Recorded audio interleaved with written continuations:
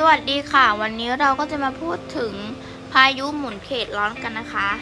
นางสาวซันมาเหมือนยาพักดีรหัสนักศึกษา65211260223หมู่เรียน D1 พายุหมุนเขตร้อนคืออะไรทุกคนสงสัยกันหรือเปล่าพายุที่เกิดขึ้นในทะเลหรือมหาสมุทรเขตร้อนสามารถแบ่งตามความเร็วของลมได้เป็นพายุดีเพรสชันพายุโซนร้อนและพายุใต้ฝุ่นส่วนพายุเฮอริเคนหรือพายุไซโคลนที่เราเคยได้ยินกันบ่อยๆนั้นเป็นพายุชนิดเดียวกันแต่มีชื่อเรียกต่างกันไปตามถิ่นที่เกิดเท่านั้นพายุหมุนเขตร้อนเกิดจากความดันอากาศของสองบริเวณที่ต่างกันมากจึงทำให้อากาศเคลื่อนที่ไปจากบริเวณที่มีความดันอากาศสูงไปยังบริเวณที่มีความดันอากาศต่ำกว่าในลักษณะหมุนเข้าสู่ศูนย์กลางโดยเกิดเฉพาะในมหาสมุทรและทะเลในเขตร้อน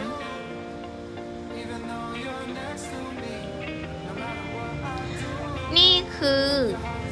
แผนผังการเกิดพายุหมุนเขตร้อนนะคะเพื่อให้ทุกคนได้เห็นภาพชัดเจนมากขึ้นและ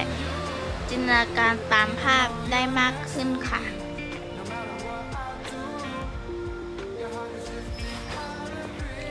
แล้วก็พายุดีเพรสชันจะมีความเร็วลมสูงสุดต่ำกว่า63กิโลกรัมต่อชั่วโมงส่วนพายุโซนร้อนจะมีความเร็วลมสูงสุดตั้งแต่63ถึง117กิโลกรัมต่อชั่วโมงพายุใต้ฝุ่นจะมีความเร็วลมสูงสุดมากกว่า118กิโลกรัมต่อชั่วโมงค่ะนี่คือผลกระทบพายุหมุนเขตร้อนนะคะก็คือ 1. มีคลื่นขนาดใหญ่ในทะเลจะเป็นอันตรายต่อการเดินเรือไม่ว่าจะเป็นเรือใหญ่เรือเล็กหรือเรือประมงและเรือสินค้าหรือเรืออะไรก็ตามต่างๆแล้วก็ 2. จะทำให้คลื่นขนาดใหญ่เคลื่อนเข้าสู่ฝั่งและเกิดพายุซัดฝั่งแล้วก็ทำให้สิ่งก่อสร้างบริเวณในชายฝั่งถูกทำลายแล้วก็มีความเสียหายมากขึ้น 3. จะทำให้เกิดฝนตกหนักบริเวณกว้างและเป็นเวลาต่อเนื่อง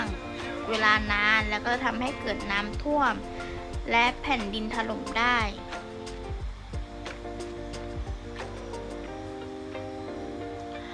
ความเสียหายที่เกิดจากพายุโซนร้อนและพายุใต้ฝุ่นก็คือ 1. เลยทำให้ต้นไม้ถอนรากถอนขนเรือส่วนไร่ส่วนนาเสียหายเสาไฟฟ้าล้มสายไฟฟ้าขาดไฟฟ้าช็อตบ้านเรือนไม่แข็งแรงพังทลายเป็นชิ้นส่วนแล้วก็มีอันตรายต่อผู้ที่อยู่ในโล่งแจ้งหรืออยู่ข้างนอกและบ้านเรือนผู้คนที่อาศัยจะโดนริมทะเลอาจถูกคลื่นใหญ่ซัดและม้วนลงไปทะเลได้แล้วก็จะทำให้ฝนตกหนักทั้งวันเป็นเวลามากแล้วก็ทำให้เกิดน้ำป่าแล้วก็แผ่นดินถล่มด้วยแล้วก็จะมีน้ำทะเลมีคลื่นลมแรงจัดมากเป็นอันตรายต่อการเดินเรือโดยเฉพาะเรือเล็ก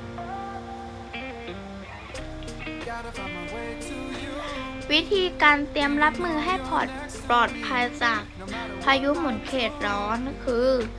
ควรติดตามข่าวสารกับพยากรณ์อากาศและการประกาศเตือนของภัยแล้วก็ 4. ตรวจสอบรอบบ้านให้ปลอดภัย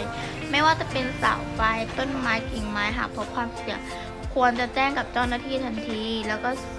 3. ตรวจสอบบ้านเรือนให้แข็งแรงโดยเฉพาะประตูแล้วก็หน้าต่างและหลังคา 4. จัดเตรียมสิ่งของจำเป็นเมื่อยามฉุกเฉินเช่นอาหารน้ำและยาและก็สิ่งของต่างๆที่เราคิดว่ามันจำเป็นแล้วก็ 4. จัดเก็บของไว้ในที่มิดชิดไม่ว่าจะเป็นของอะไรก็ตามค่ะขอบคุณค่ะ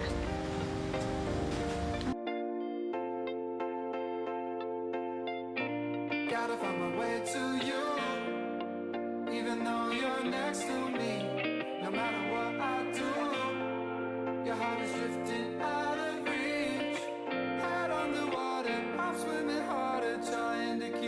alive. Gotta find my way to you.